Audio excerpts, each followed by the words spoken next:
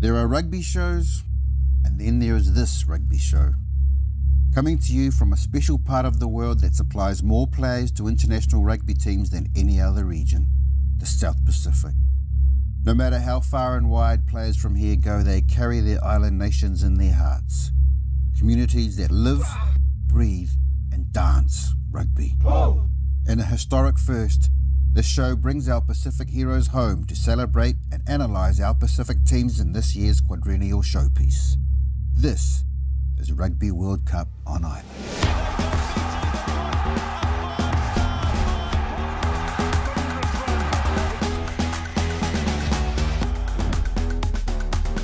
Nisambula binaka talofa lava ma'aloe lelei. Warm Pacific greetings afio mate, and welcome to Rugby World Cup on Island. I'm Oscar Kitely, your host, and joining me as we look to dissect the chances of our three island nations in the upcoming Rugby World Cup are three absolute legends of Pacific rugby. We have Sireli Mbobo, Flying Fijians legend. Bula binaka.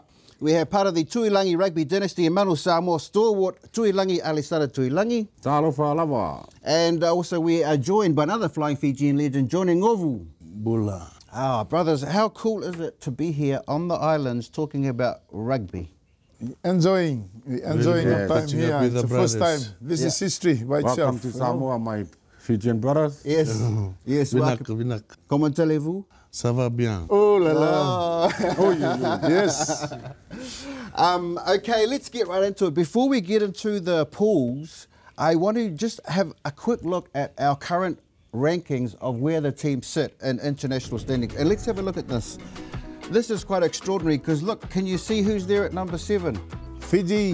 Yeah, and look who's at number 8, 9 and 10. England, Australia. Yes.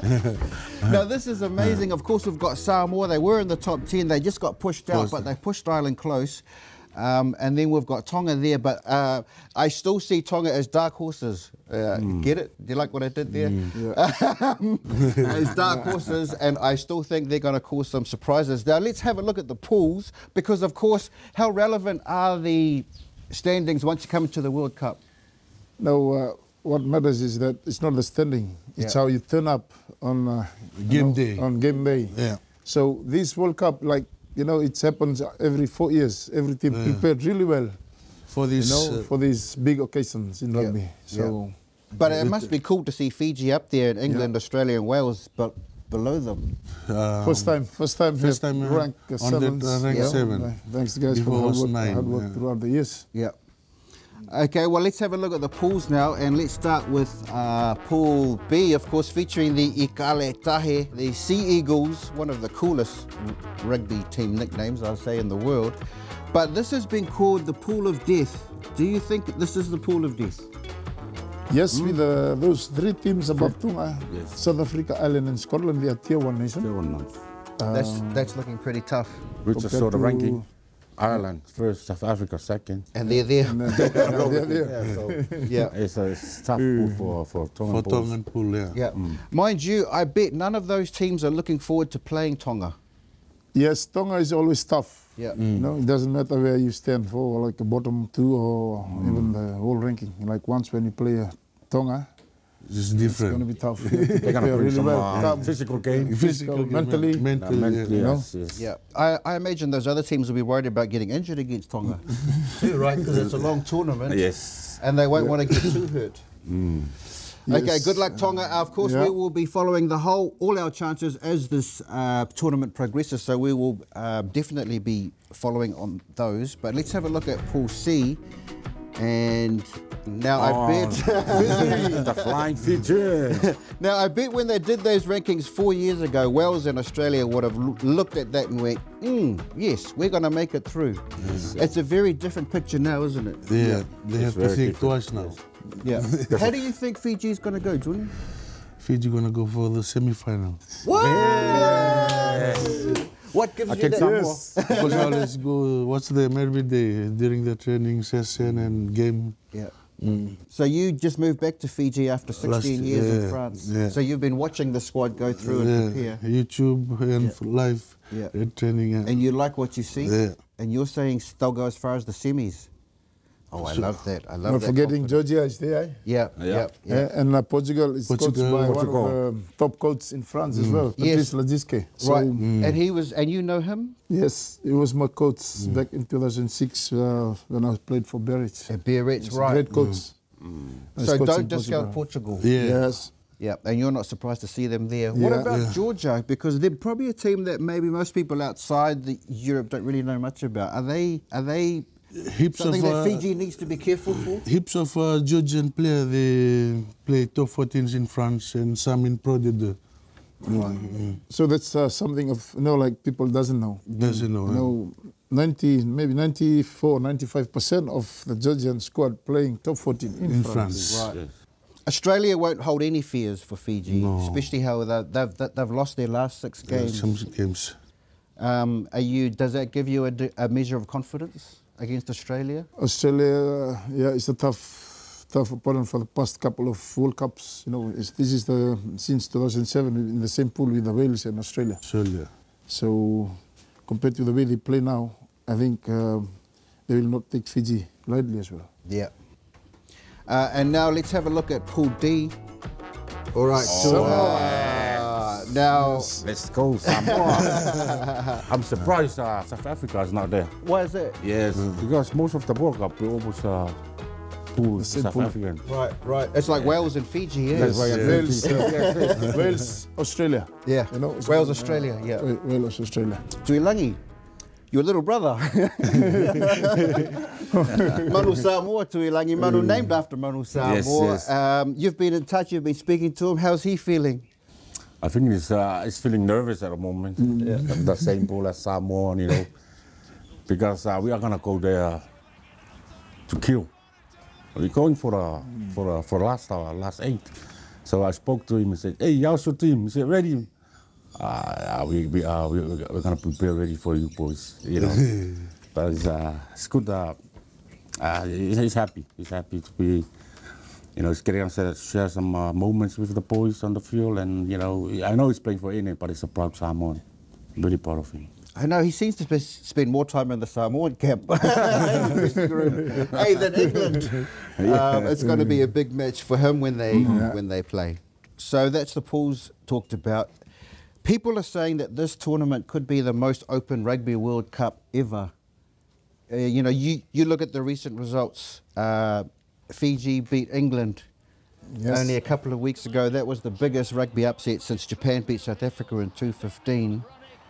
Are you feeling like, we've got Johnny, you're saying semi-finals? Yeah. Do you feel like this is the most even it's going to be? Because you've all played multi-World Cups. Yeah. How are you feeling looking at this one? With Fiji, the players that we have now, compared to the past World Cups, we've got like a very pool of players, like really compared to the past World Cups. Yeah.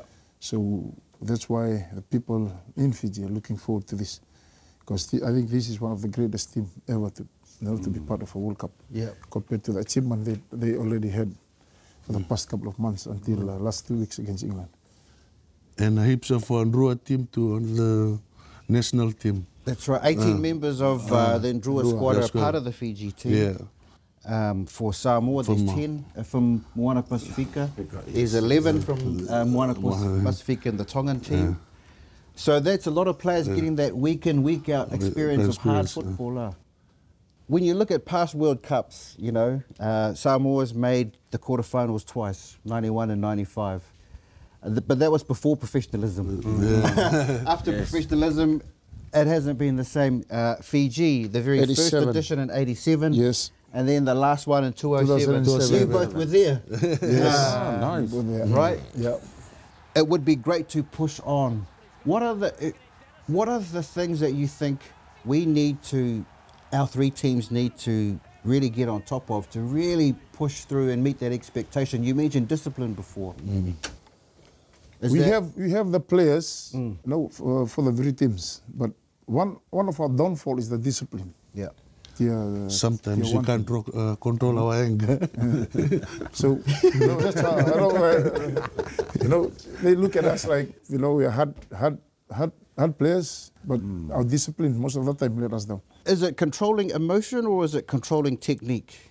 got both. Yeah. Bit of both. Bit both, eh?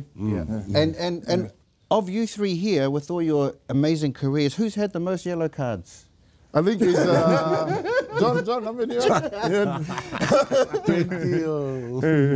20. Maybe 20 yellow cards. John. That's what I'm saying. What about you two, Ilanga? You've had a few suspensions in your time in the UK. Most of them are red cards, so... You know, we joke about it because it's funny to us. But it feels like, as a fan watching on TV, and it makes us angry all the time, but it feels like the referees look at the island players differently. I mean, what's been your experience? Is that just a conspiracy theory on my part? The thing is that we have to adjust. That's the bell to, that's the longo for the prayer. I think we have to adjust to the laws, you know. And we can't blame the referee all the time. Yeah. So with this World Cup, and they got the best referee to officiate in this World Cup. Yeah. And I think for us islanders, we have, you know, we just adapt. Yeah. But it feels like if a Pacific player does it and a player from a Tier 1 nation does it, they get looked at differently. Johnny, as the one with the most yellow cards, would you, do you feel that? Yeah. Like sometimes, like Sole was saying, when the game over, the referee gonna come to you and say, "Oh, sorry, it's my fault. It's my fault. It's What? not." Is that true too? It is true, and that needs to be changed. Yeah. So they give you a red card and then you see them And after? then Yellow after card, the red game, card, I went and to the the cup. hearing and say, And "Oh, after- sorry, it doesn't meant to be a red card." In the aftermath. But you just cost us the game, mate. So that's And you can't take that back, eh? They can't. And then- because they say sorry and say, "Oh, come on, mate." Wow. Sorry, bro. And that's frustrating. Okay. Well, coming up in the show, we'll be looking in more depth at the first of our island nations in action, and that'll be the game Fiji versus Wales. But before then, you've heard the lovely church, bell, and that's a signal for all of us to pray for our team's chances. But also, we're here in the beautiful village of Polkasi, which is in the beautiful Falelili district, which is actually where Manu Samoa comes from, the warrior that the national team is named after. And Sireli, you've been spending some time in the village since you've been here. Yes, I arrived on Friday. Yeah. And what did you get up to? Yeah. I wonder why there are no pigs around. Sorry. Had a big lunch here yesterday. Yeah. That's that's the life of being an islander. Yeah. This is who we are, the culture, and the people, and that's why we missed, when we are away. So it's good to be back. Yeah. Awesome. Let's have a look at what's really got up to in his time here in Polkasi. Vinaka. Vinaka.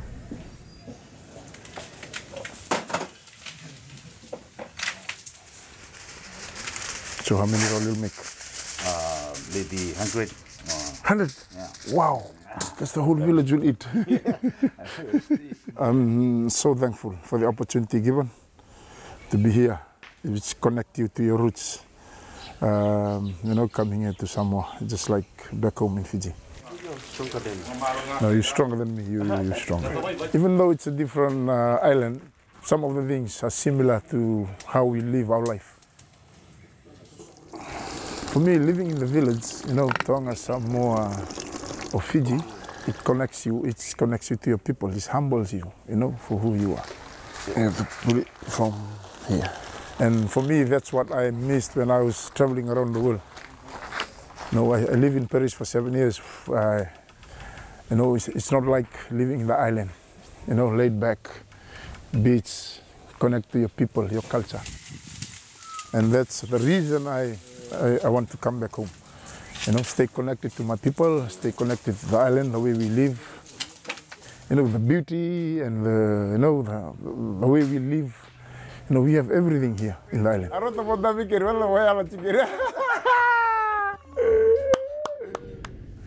Thanks for the invite. I was free yesterday. No, because that you're going to church. That's why another time.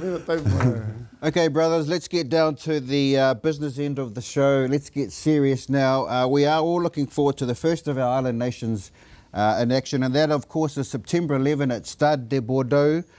Fiji versus, did I say de Bordeaux? Bordeaux. Bordeaux, yeah. Do you have Stade de Bordeaux. You've played there? Yeah. Many times? Many times. All right, Fiji versus Wales. This feels like an important one. The first time any of us are in action. Sorelli, what's going to happen? Fiji will beat Wales. And we really sure. prepared well for this game. It's not, like I said, it's not like the past World Cups. We mean business now, you know. And then we have the squad, the coaching staff, the players that go out there and try to, you know, win that pool.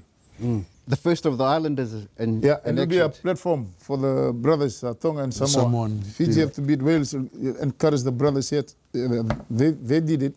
We can do it as well. Yeah. So it's a big challenge for the brothers. For the brothers. As well too. Yeah, Tuilangi, is that right? Will the Samoans be watching this and I think, going, "Ooh"? yes, like I said, the Fijian boys, they'll set the platform for the island boys. You know, set the tone for the tournament, especially with good teams, and you know, it's gonna be loads of challenge.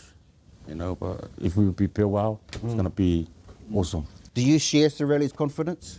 Oh, absolutely, absolutely. Yes, brother. Because look at the Fijian boys. Bring it on. They're gonna go for it. Yeah. Same as the Manu boys, same as the Tonga Tongan boys. boys.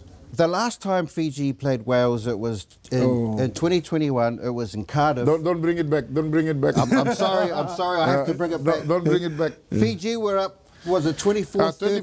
24-14. Yeah, and then we got a red card. a red card. Yeah. And that's what we were saying before about the discipline. Yeah, the discipline. Yeah, and then what happened after the red card? And 2 yellow cards. So it's really hard to play that in, you know, against a tier 1 team. So that's why I say discipline is very important for the Pacific team, not only for Fiji, for the Pacific team, because that's who we know. You know, like most of the time they come back on us on our discipline. Yeah. So it's very important to. Yeah. When you look at the squad that Simon, head coach Simon Raiwalui has presented, he's gone for youth. We mentioned the 18 players from Ndrua who are in the team. Of course, rugby won and lost in the forwards, as the old saying goes. How did the Fijian forwards match up? What do you think of the... Oh, we got the best forwards now compared to the past.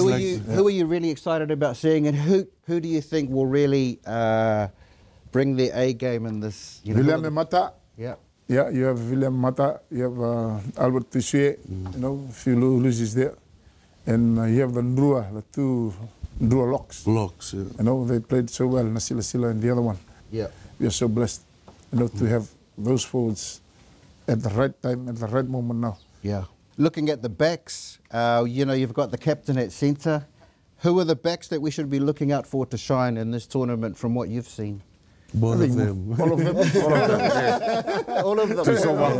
Tusowa is one of our good players in the team. Not like before. Before it's like the wingers only, but now it's like throughout. 1 to 15. 1 to 15, all wingers. 80 minutes. And then you've got the bench. Yeah. Fitness is obviously huge. At this level of the game, are all the teams as fit as each other? Yes, I think so, because the time frame they spent together back in the island, you know, playing PNC. And we've got the resources as well. Yeah, and the resources as well, eh? Yeah. So I think fitness is not an issue. Yeah. Yeah. Okay, before we finish that chat, what do you think's the score? The score, maybe 30-something to 22. That's my 30-something, 22. Oh, let's go to my TAB account. Yeah. 37, 22. 30-something, 22. Too lucky, what do you Nice. I think Fiji 30, Wales 20, 22. Wow. It's going to be a good game. Yeah. We like same with the brothers. 30, like 15.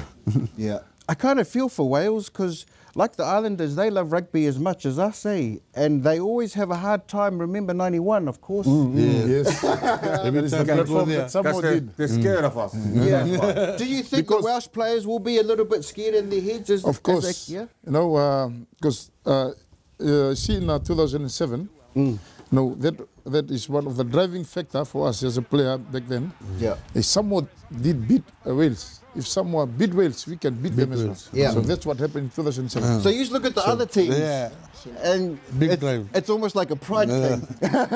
So like I said, this first match is very important because that's the platform the Tonga and Samoa. Samoa, yes. No?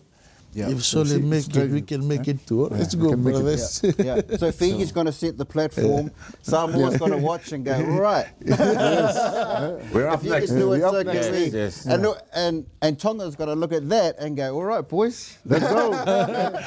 Let's smash It's all them. about the connection, you know. It's all about the connection of the boys, and if they can do better, why can't we do it? Yeah. It is all about representing our culture and being servants, as we mentioned, for our village and for our islands. And speaking of servants, we have a part of the show called In Memoriam, in which we remember a Pacific rugby hero and legend who has passed on. And of course, the man that we're going to remember now is no stranger to you, to all of you actually. The legendary Seru Rambeni. Oh, Memories? He's like a brother to me. Yeah. And we played together in France, even though different club, but we spent more time together. And he said that what happened. But yeah, he got a family and a son. I still look after them now. Yeah. Yeah. Wow. And then, yeah, his legacy lives on. His legacy lives on. And of course, he was a teammate of yours at Leicester, wasn't he, for a while? I was a very good man. You know, he was a good friend of mine too. We spent some few good times on the field. And I remember with my first final, 2005. So Rampini was on the other wing. I'm on the other wing. And the coaches said this new move. Put me on the first five, Rampini on second five. Just to scare them off. So Rampini get the ball and then hit, go! And then I score under the post, you know. And then I think that was my first cup in the Premiership. And most of the time we spare room. We share the room, you know, when we travel around. And he said, just trying to get the combination with the brother, you know. He's a really good guy, fun guy to play with. Yeah. Johnny? Seru always encouraged me in my rugby career because on the Rugby World Cup I'm the youngest in the team. He always come around and chat me and push me every time around when I was going around with the boys. He always come, hey, don't be ashamed, come on, you can do it, go again. Yeah. And of course, speaking of hard hits, there's a reason why his nickname was Rambo. Yeah. Just Tough nut. Tough. He was a tough nut. Hey, the real spirit of Island rugby, as we remember the great Ratu Seru Rambeni. Little. This is out one centre, and this is better inside from the fullback onto Delasau.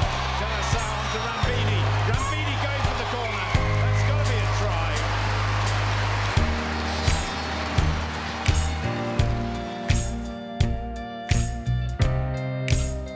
Wow. Malo. So that brings us to the end of the show. It's been a fantastic episode. Thank you, brothers. Vinaka Vaka Levu, Aloha Pito. So great talking rugby with you. We'll be running throughout the whole tournament, talking about Samoa, Tonga, Fiji as they progress and their fortunes as they do battle. Now, we are in Samoa, and in Samoa, every Samoan event closes with a taualunga, a dance, and we are very fortunate very special for the end of our first episode to have Miss Samoa perform the taualunga. So thank you, brothers. Vinaka. Vinaka. Taiso. Nakachulo. And see you next time on Rugby World Cup on Island. Fale.